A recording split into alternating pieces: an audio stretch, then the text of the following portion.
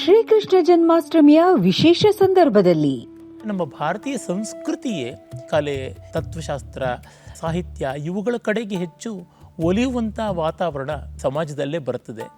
ಪಾಂಡಿತ್ಯದ ಪ್ರತಿರೂಪ, ಕನ್ನಡಿಗರ ಹೆಮ್ಮೆಯ ಜ್ಞಾನದೀಪ. ನವೋದಯದ ಲೇಖಕರ ಪರಿಣಾಮ ತುಂಬ ದೊಡ್ಡದು. ಅವಧಾನ ಕಲೆಯ ಅಂತರಾಳದ ಅನಾವರಣ. ಭೌತಶಾಸ್ತ್ರ ಆಸಕ್ತಿ ವಿಷಯ, ಸಸ್ಯಶಾಸ್ತ್ರ ಆಸಕ್ತಿ ವಿಷಯ, ಇತಿಹಾಸ, ಸಾಹಿತ್ಯ, ಕಲೆ ಈ ಕಾಂಬಿನೇಷನ್ ಇರುವಂಥದ್ದು ಯಾವ್ದಾದ್ರು ಡಿಗ್ರಿ ಇದ್ದಿದ್ರೆ ನಾನು ಓದ್ತಾ ಇದ್ದೆ. ಅದು ನಮ್ಮಲ್ಲಿ ಇಲ್ಲವಲ್ಲ. ಪದ್ಮಭೂಷಣ ಪುರಸ್ಕೃತ ಶತಾವಧಾನಿ ಆರ್ ಗಣೇಶ್ ಅವರೊಂದಿಗಿನ ವಿದ್ವತ್ಪೂರ್ಣ ಸಂವಾದ.